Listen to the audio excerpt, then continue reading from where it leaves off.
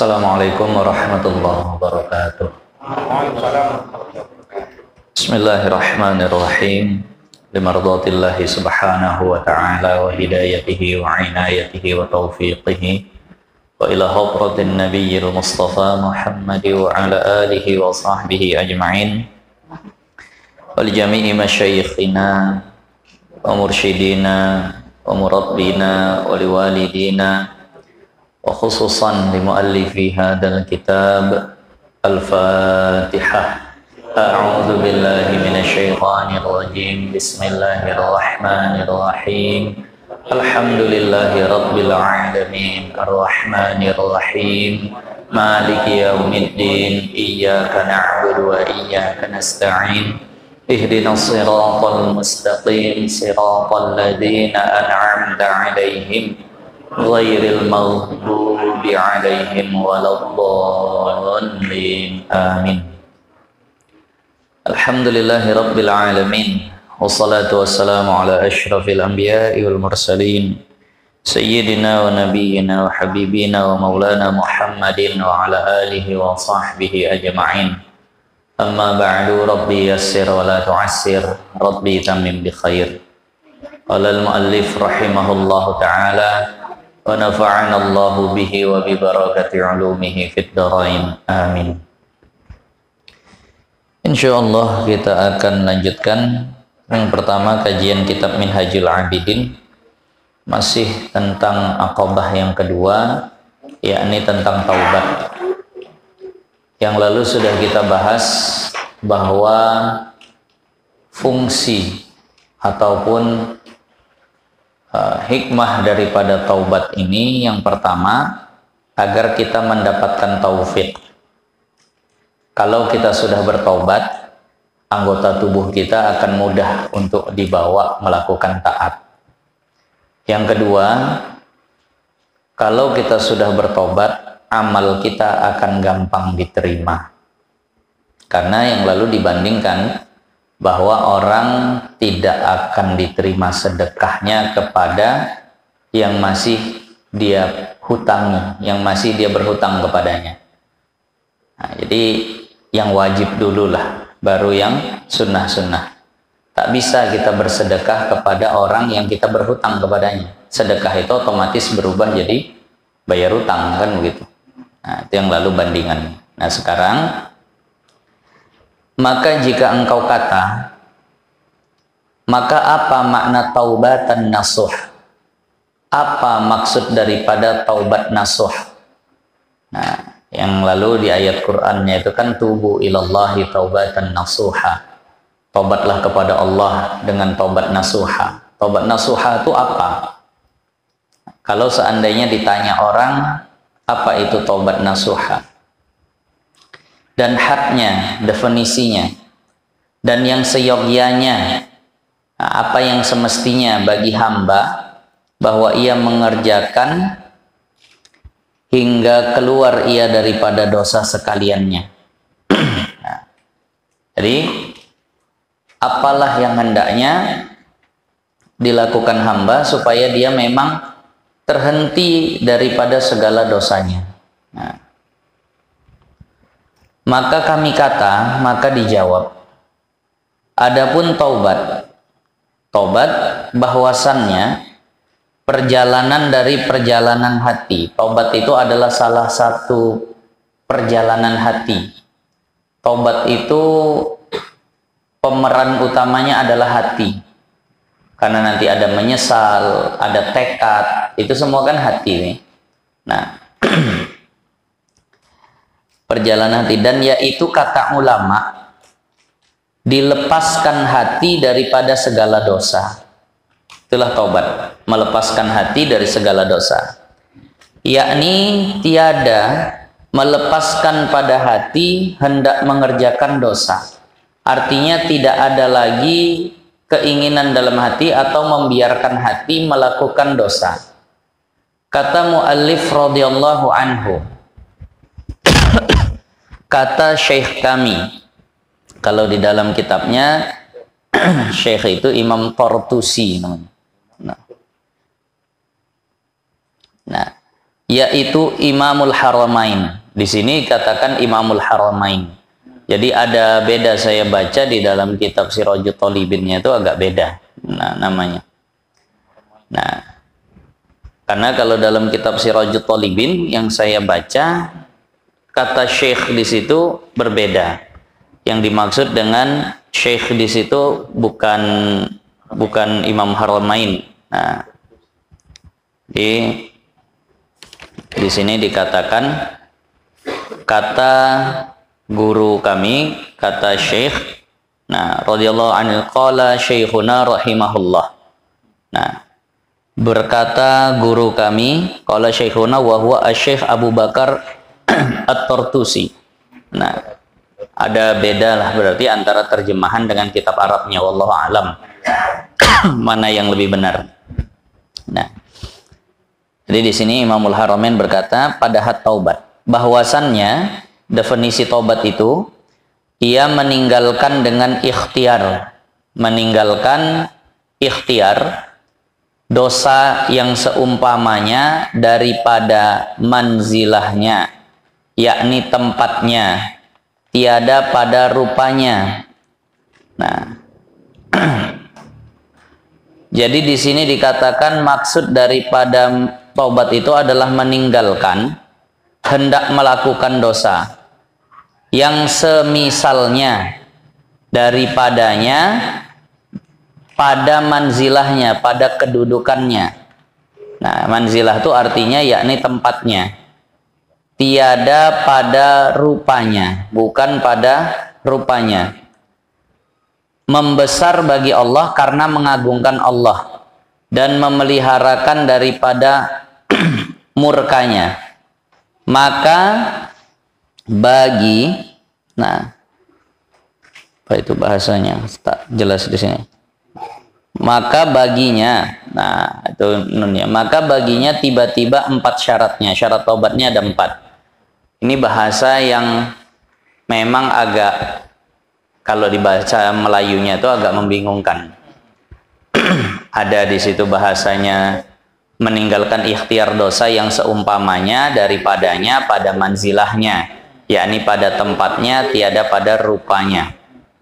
Jadi begini, taubat itu tetap bisa dikatakan taubat walaupun dia tidak bisa lagi melakukan itu. Nanti di poin ketiga sebenarnya lebih jelas. Misal begini, ada dulu orang yang senantiasa kita katakan berzina, ataupun dulu kerjanya begal, lalu sekarang dia udah tua, terus dia mau tobat. Sebenarnya nggak tobat pun dia nggak akan bisa lagi tuh berzina sama membegal tadi itu. Apakah dia masih bisa dikatakan taubat? Bisa, dengan meninggalkan maksiat-maksiat yang sederajat dengan itu. Walaupun bentuknya tidak seperti itu, maka di sini dikatakan pada manzilahnya, yakni pada tempatnya. Nah, bukan pada surahnya, bukan pada rupanya. Karena kalau dia bilang adalah tobat, aku tak berzina lagi, kata orang, tahu sawak bertobat, memang tak bisa wak lagi berzina.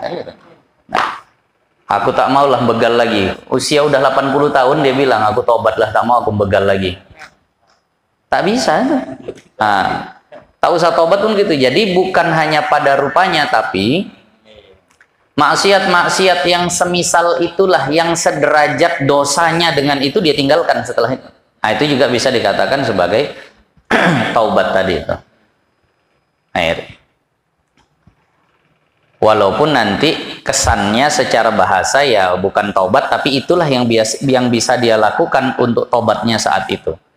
Karena tak bisa lagi dikatakan dia meninggalkan berzina secara surahnya, secara gambarannya nggak akan bisa lagi. Kenapa? Karena dia memang sudah tua. Tak akan bisa secara surahnya, secara rupanya dia meninggalkan zina lagi, tak bisa. Kenapa? Karena dia bukan meninggalkan mami, tapi memang tak bisa lagi. Nah, jadi yang seperti itu pun namanya taubat. Ya, mudah-mudahan dipahami. Ini bahasa Melayunya soalnya seperti itu. Jadi contoh nih, yang semisal dengan zina apa? Menuduh orang zina, qadzab. Nah, itu jangan dia buat. Nah, itulah kurang lebih begitu, dia tinggalkan. Semisal dengan merampok harta orang, sama dengan merampok harga diri orang. Artinya jangan dia menggibah. Nah, itu nanti kurang lebih seperti itu. Yang sederajat dengan yang seperti itu. Walaupun nanti di akhir dikatakan walaupun nanti dosanya berbeda, tapi itulah yang miripnya. Nah, itu dia tinggalkan.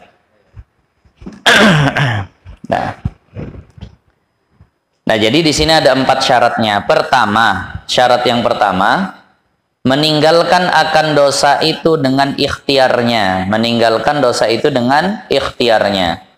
Dan yaitu, apa maksud meninggalkan dosa dengan ikhtiarnya? Yaitu bahwa ditetapkan hatinya, dimantapkan hatinya, dan disucikan dia pada citanya.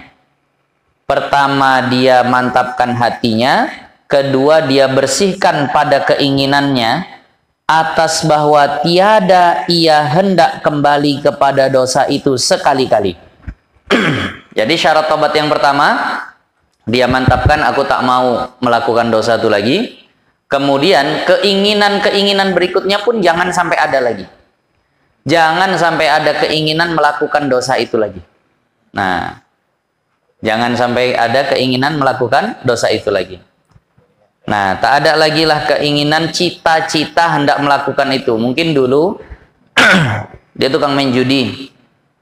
Maka syarat pertamanya dia berhenti main judi. Hatinya dia mantapkan, tak akan aku main judi. Sekali-kali tak akanlah aku ada cita-cita main judi lagi. Nah, adapun jika meninggalkan dosa, tapi kalau dia meninggalkan dosa, dia tak main judi lagi. Dan citanya atas bahwa terkadang ia kembali kepadanya, tapi masih ada keinginannya untuk, ya ini aku tak main judi lagi lah. Tapi mungkin ya bulan-bulan depan kalau lagi musim main balik lah. Itulah bahasanya begitu tuh. Ini aku tak main judi dulu bulan nih. Kenapa? Covid. Nah, nanti tahun depan mungkin kalau udah habis Covid, mungkin bisalah mulai lagi. Ada pula citanya seperti itu. Nah, bahwasannya terkadang jatuh baginya kembali lewat tadi. Citanya atas bahwa terkadang ia kembali kepadanya.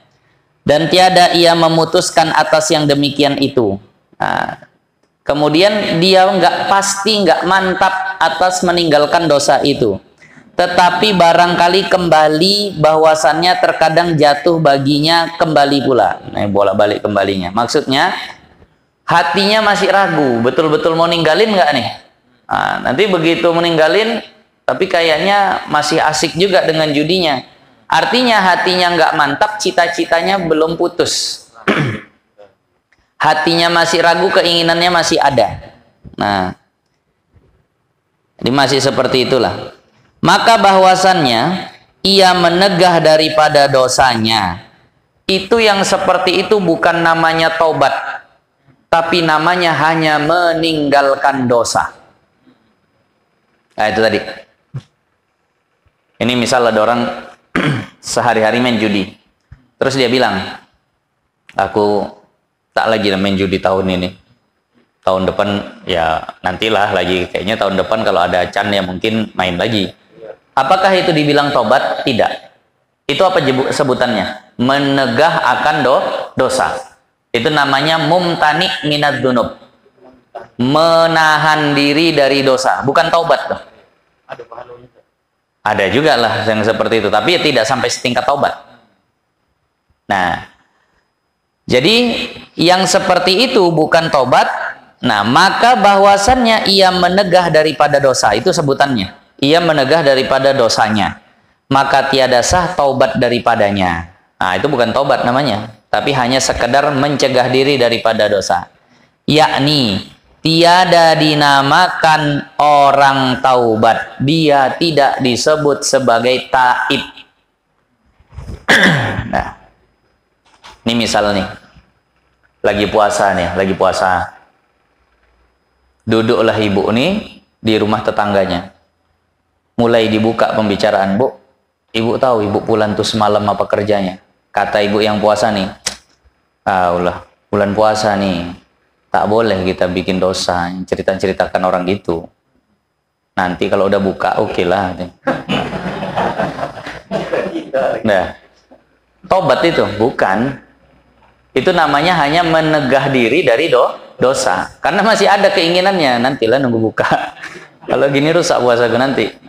Itu namanya menegah diri dari dosa, bukan taubat. Nah, udah tobat ibu. Nah, ya lagi puasa, tak boleh ceritakan itu. Kalau tobat memang tak ada lagi keinginan untuk balik. Paham bedanya nih ya? Nah, terkadang kita bisa ngerasakan maksiat-maksiat yang tuh, tak maulah. Nah, tapi nanti kalau ada begini boleh, kalau ada begini boleh. Nah, itu masih terasa begitu, itu hanya sekedar mumtani minal dzunub. Orang yang mencegah diri dari dosa bukan disebut orang taubat. Itu syarat pertama. Kalau mau taubat, berhenti dan jangan ada cita-cita lagi. Nah, yang kedua bahwa apa tuh bacaannya? Taubatnya jauh kali spasinya. Bahwa taubat daripada dosanya telah terdahulu daripadanya. Umpamanya, karena jikalau tiada mendahulu daripadanya umpamanya, sekali-kali niscaya adalah ia orang yang memeliharakan, bukan dinamakan orang taib. Gini, syarat seseorang dikatakan tobat, dia pernah melakukan maksiat itu dulunya. Lalu dia berhenti dan tak mau lagi melakukan maksiat itu. Itulah baru namanya tobat. Kalau seandainya dia dulunya tak pernah melakukan yang seperti itu, lalu dia bertekad tidak akan melakukannya, itu namanya bukan taib, tapi namanya taqi. Orang yang menghindarkan diri, muttaqi istilahnya, minad dzunub, menjaga diri dari dosa. Misal, dia belum pernah berzina, alhamdulillah belum pernah berzina. Lalu dia bilang, aku mau tobat dari zina. Sah itu begitu? Tak bisa. Aku mau menjaga diri dari zina, bukan mau tobat daripada zina.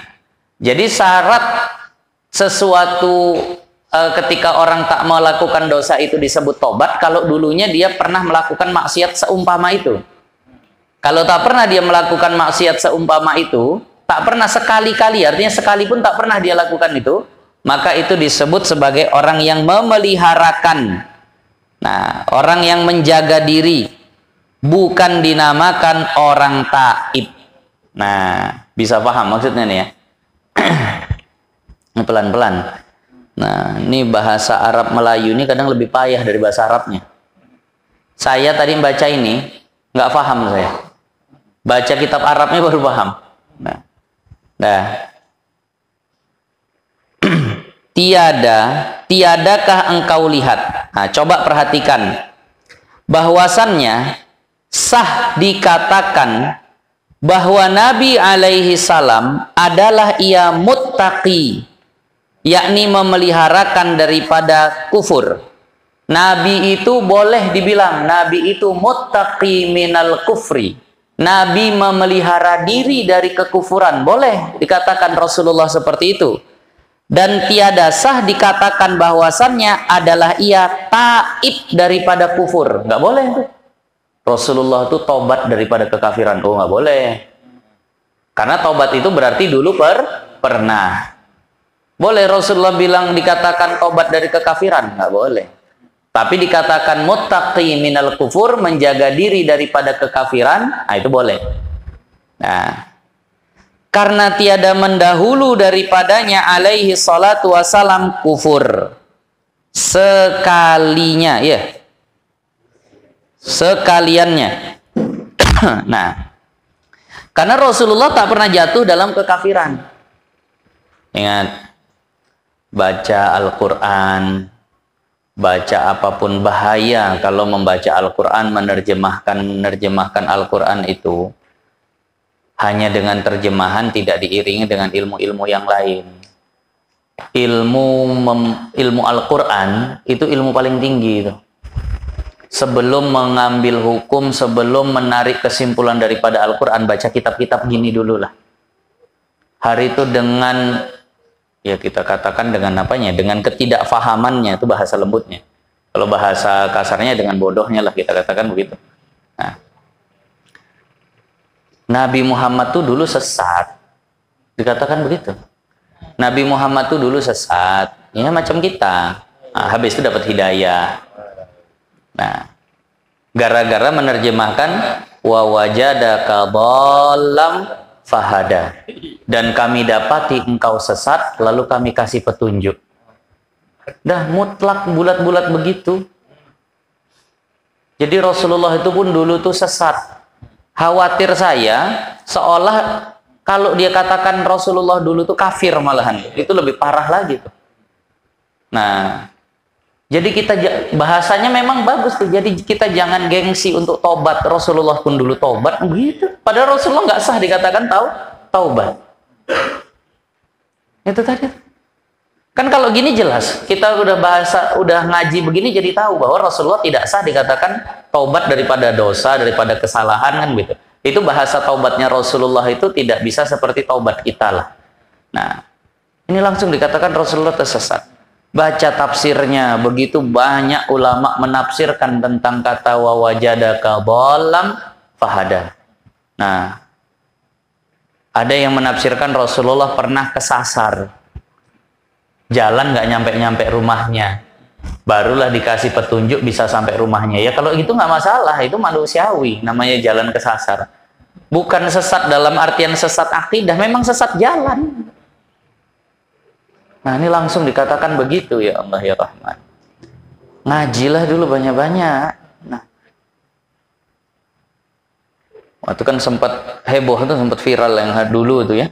Nah sekarang udah nggak pernah nampak lagi Ustaz nih. Jadi bahaya.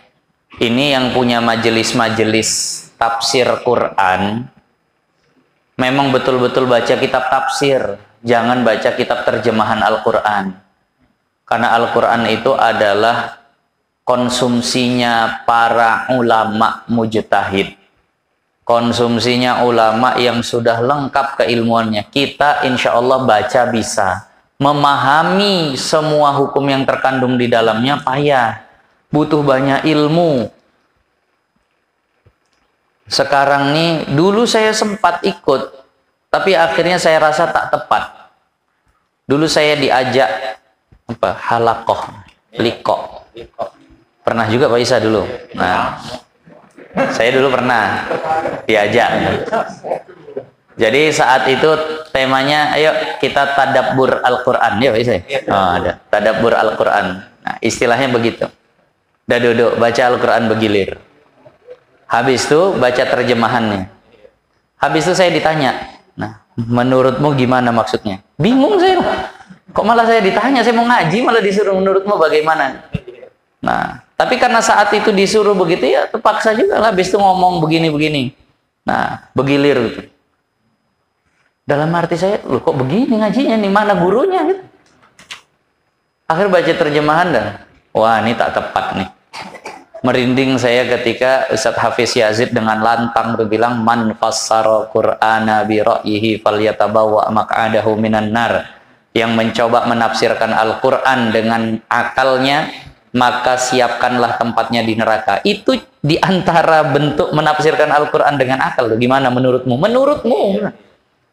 Nah, itu tadi. Allah. Itu saya pernah ikut langsung. Ya nggak tahu lah. Mungkin itu salah. Mungkin yang membimbing kami saat itu salah. Nggak tahu lah, Pak Isa yang lebih lama di situ, hanya Pak Isa lah.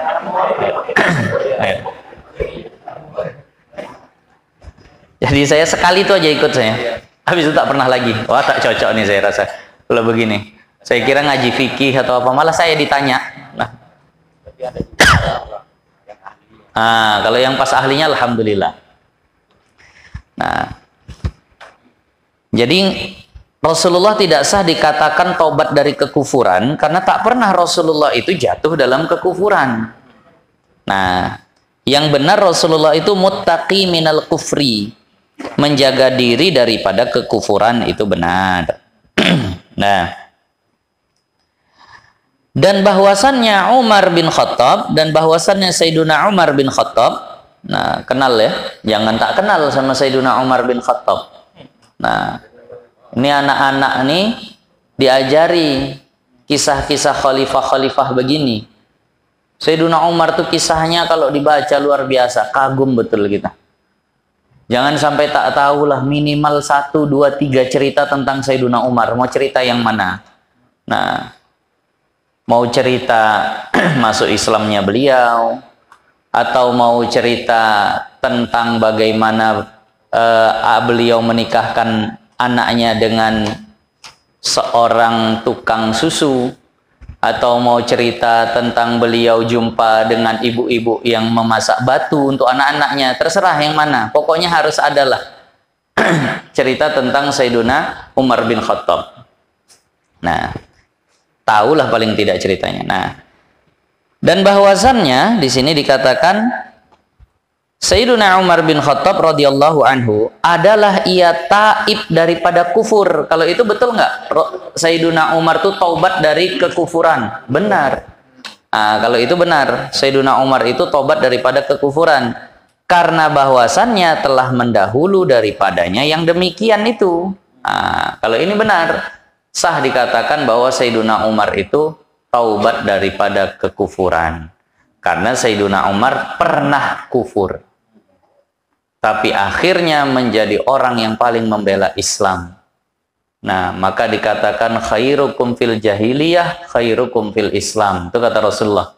Orang yang terbaik di antara kalian ketika di masa jahiliyah, dia akan menjadi orang terbaik ketika dia dalam Islam.